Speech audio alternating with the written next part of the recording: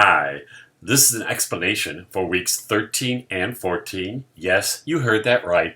This is a 2-week module. Your work will be done, all need to be completed in 2 weeks, which is the end of week 14. The topics this week are informational text, nonfiction biographies, historical fiction, and read-alouds. The first activity, or one of the activities you do need to complete this week, is your last discussion of the last book in your list of books, which is your informational nonfiction book. Please make sure you invite me to this last discussion that you'll be having with your group. Also, send me your link for your reader's response blog if you haven't already. I can give you some tips on what your work you've done already, and you can make those changes, and I can regrade your work. So I would suggest you not wait till week 15 to turn your whole blog in. You're welcome to do that, but I warn you that you may not complete it in time, and you won't have time to make changes if you want a different grade. The next activity is on the topic of nonfiction. You're going to read the following articles that you see below from the Horn Book magazine. One of the articles is What Makes a Good Science Book. Another one is Beyond Barney. And the last one is More Than the Facts, Reviewing Science Books. Each of these articles bring up interesting points about evaluating nonfiction science books. I want you to reflect on those points that are made in the articles, and I want you to check to see what complements or contrasts the evaluation of a nonfiction book based on the articles you read in that.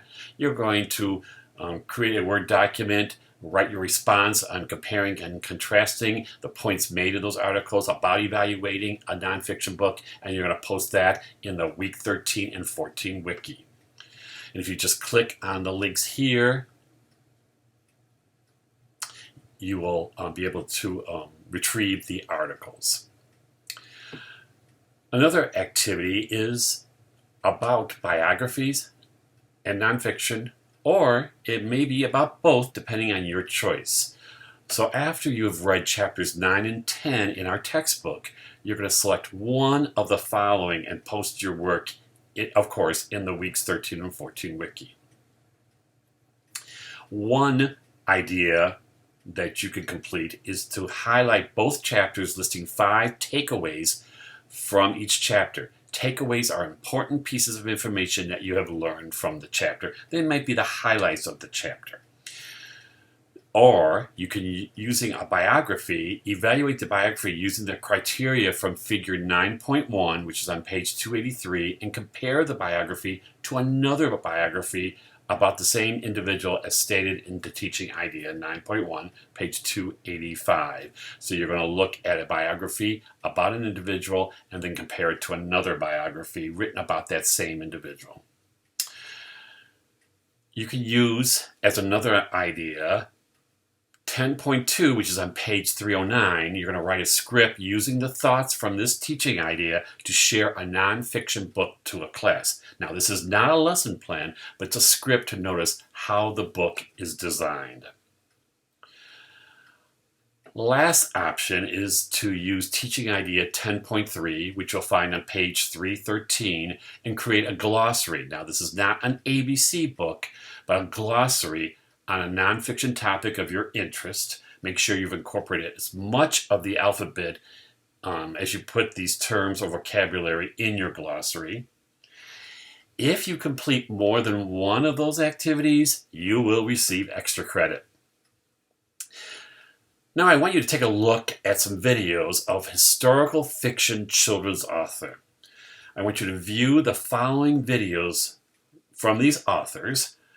I want you to write about what makes these authors so passionate about historical fiction, what ignites this passion with these authors to write historical fiction, and what do they have to offer future writers or readers of historical fiction. Make sure you reference both videos. You're going to post your work in week 13 and 14 wiki, and with this activity, to get full credit, you need to comment on 2 of your colleagues' responses. So you may have to go back if you are one of the first ones to post and wait for some other people to post their responses, and then you will comment in the comment section. Here is the video link for the interview with Jewel Parker Rhodes. Here is the link for the video with Karen Cushman. I want to share a book with you, and I'm hoping you can see this because I don't see myself, and I know I'm being videoed as I screen share my screen. But this is a book that Jewel Parker Rhodes just wrote recently. It's called Ghost Boys. It's about Black Lives Matter. And you might be curious, how is she a historical fiction writer if she's writing about what's happening now? But it is what she integrates, or what she looks back on in history is the intrigue. And I'm going to read just what the jacket offers here. 12-year-old Jerome is shot by a police officer who mistakes his toy gun for a real threat. As a ghost, he observes the devastation that's been unleashed on his family, his friend Carlos, and his community in the wake of what they see as an unjust and brutal killing. Jerome meets another ghost, Emmett Till. Emmett helps Jerome process what has happened on a journey toward recognizing how historical racism may have led to the events that ended his life. Jerome also meets Sarah, the daughter of the police officer who grapples with her father's actions.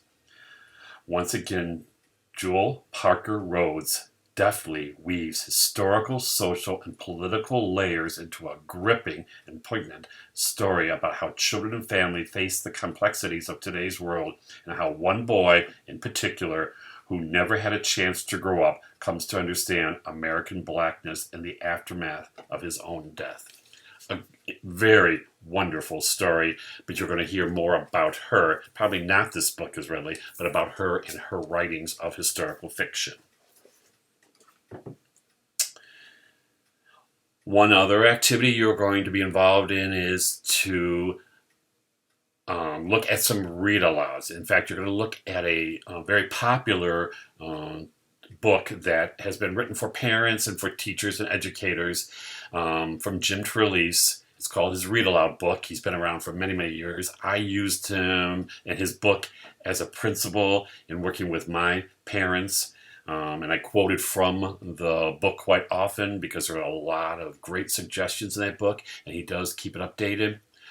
So you're going to select one of the chapters from Jim Trelease's book on Read Aloud, and you're going to create a summary, a reflection incorporating any ideas that resonate with you as you read the chapter excerpt. You're going to post the summary reflection in the Week 13-14 Wiki, and you're going to comment on 2 of your colleagues' postings of chapters different from the one you selected. So you're going to look for other people who have responded to a chapter other than the one you have responded to. You're going to share how your colleague's summary reflection relates to the one you read and wrote. And I will include the link here. I notice it's not here, but by the time you view this video, the link will be there for you. Last but not least, you will look at chapters 11 and 12. Both of these chapters discuss so many ideas to use literature with your instruction. Select the chapter of the grade you might want to teach. They're divided by grades. You're going to write at least 10 ideas that the chapter offers to infuse literature in your instruction. There are other ideas within ideas in the chapter. You can post these ideas in the Week 13 and 14 Wiki. And here is the Wiki. And be sure to comment on your colleague's work where it's been indicated in this module this week. I have some other reminders for you. Week 13, which is part of this week's module, your book trailer is due. I think that's May 10th, if I'm not correct, Sunday, May 10th. Week 14, which is the end of this week, which would be end of this week's module, would be May 17th. Your self-selected virtual library is due with Google Books, and you do have to create a screencast for that. And then week 15, your reader's response blog is due that week. That week we will not have work online. We're going to meet virtually as a class for our last class. It will start at 4 o'clock. I know I've always tell you that it's not going to last more than about an hour and a half. It may run to 2 o'clock. Please make the time for that.